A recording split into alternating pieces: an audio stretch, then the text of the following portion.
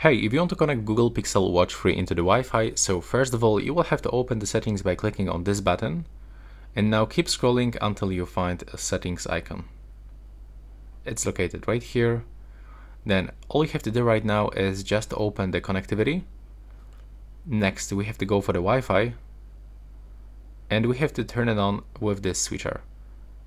Click OK, and now we have to search for the Wi-Fi networks. So in most cases, we should actually get this automatic Wi-Fi's right here. But if you don't have them here, we can click to add network. And now we can just simply select the network that we want to connect. So it actually automatically connects into the same network that you are using on your phone. But if you want to pick the different Wi-Fi network, you can for sure do this by selecting from the list.